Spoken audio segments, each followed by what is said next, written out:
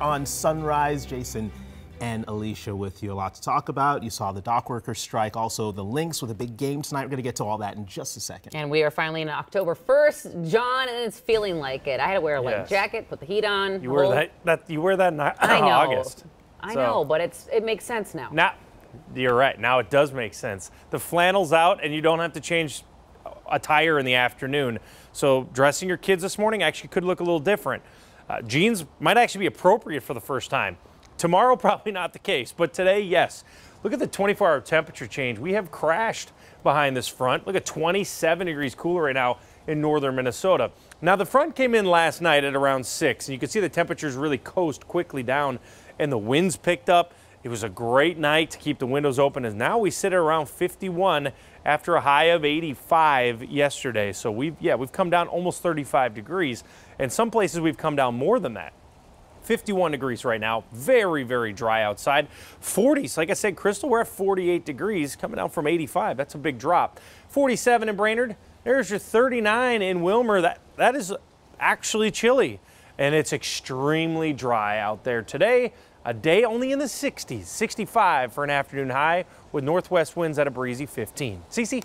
Hey, good morning. Happy Tuesday. Taking a look at the big picture here. Not seeing too much out there right now. Reports of a stalled vehicle in Minneapolis, though, 94 westbound. Getting new reports of that. But I'll take a look at that and see if it's a problem when I see you next. Also, when I see you next, some road closures down in Burnsville that will probably slow you down after dinner time. Stick around for more details about that just after 6:10. Alicia. Will do. We'll check back soon. Thank you, Cece. Now to that breaking news that happened while you were sleeping. In the last 5 hours, tens of thousands of dock workers walked off the job. Officials say this could be the most disruptive demonstration the country has faced in more than 4 decades. As we speak, ports across the country are coming to a standstill. This is a live look from Philadelphia, which is one of the largest ports in the country for meat and for fruit. Michelle Beck is tracking this breaking story from here in the studio. Hey, Michelle. Yeah, good morning to you guys. The clock struck 12:01 this morning and 45,000 union workers walked off the job.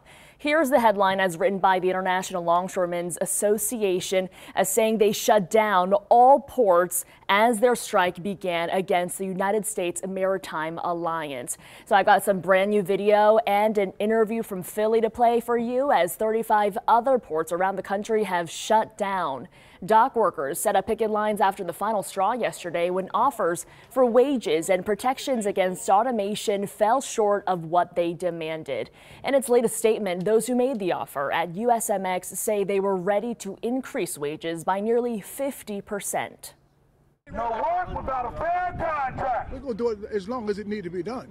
This is not something that you start and you stop. We're not weak.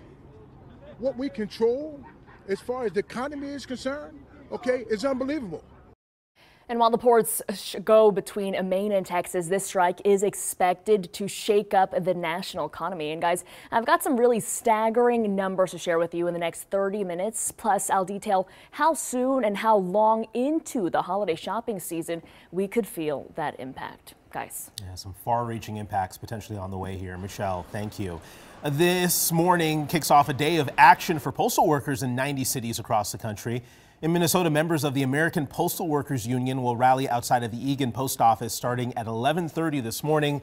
The union says they're overworked and understaffed. Right now, they're demanding better staffing and service and more input at quarterly meetings. Now to the devastating aftermath from Hurricane Helene. President Biden says he'll be traveling to North Carolina tomorrow to see the damage firsthand in Asheville, one of the hardest hit places.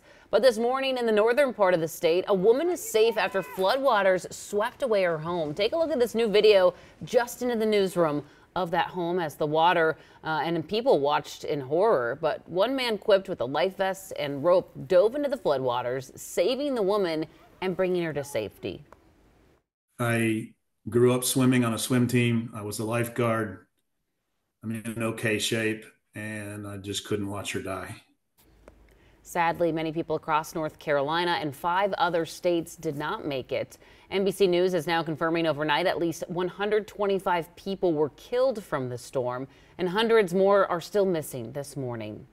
And this morning, an Eagan family is back home after surviving Helene during a visit to North Carolina. We're going to hear about their experience and journey home at 6:45. Time now 6:06 as we turn to the presidential election. In about 14 hours, Senator J.D. Vance and Minnesota Governor Tim Walz will go head to head.